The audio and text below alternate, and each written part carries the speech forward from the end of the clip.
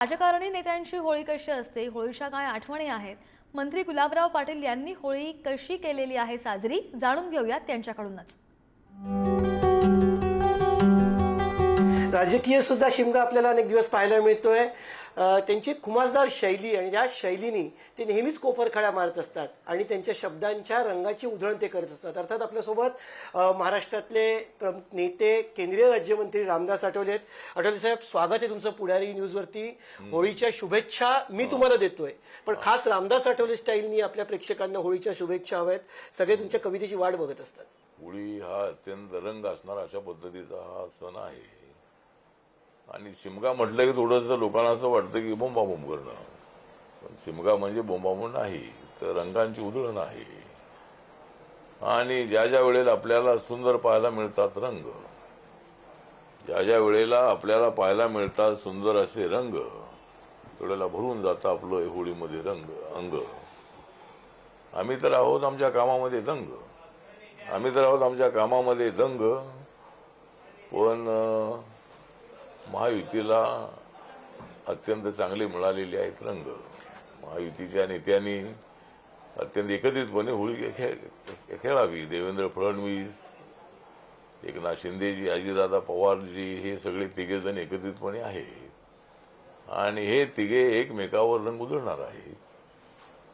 पण महाविकास आघाडीचे लोक कुणावर रंग उधळणार मला माहीत नाही आहे, परंतु महाविकास आघाडी जी आहे ती यावेळेला होळी दिवळी खेळणार नाही आहे, कारण त्यांचा रंग हा महाविकास आघाडीचा रंग निवडणुकीत पूर्णपणे बदललेला आहे। रंग उधळतील तुम्ही शब्द वापरलात, अजित पवार असतील, देवेंद्र फडणवीस असतील किंवा एकनाथ शिंदे असतील, पण रंग उधळण्यासोबतच एकनाथांच्या नावाने शिमगा सुद्धा केला जातोय। तर तुमच्या शैलीमध्ये या तीन नेत्यांना काय सांगाल जो राजकीय शिमगा सुरू आहे एकमेकांच्या नावाने?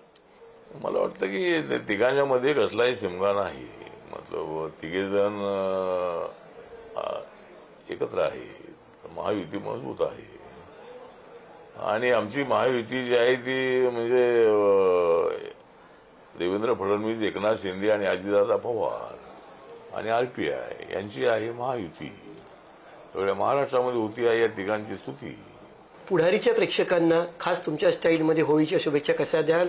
तुमच्या खुमासदार शैलीत, तुमच्या हसवण्याच्या शैलीमध्ये शुभेच्छा पुढारी न्यूजच्या प्रेक्षकांना, महाराष्ट्रातल्या जनतेला कशा द्याल? एक तर असं आहे की पुढारी हा एक चॅनल अगोदर तो न्यूजपेपर होता आणि न्यूजपेपरही आहे आता, पण पुढारीनं म्हणजे फार मोठा गाठलेला आहे पल्ला। पुढारीनं आता फार मोठा गाठलेला आहे पल्ला आणि मी त्यांना अनेक वेळा दिलेला आहे माझा सल्ला।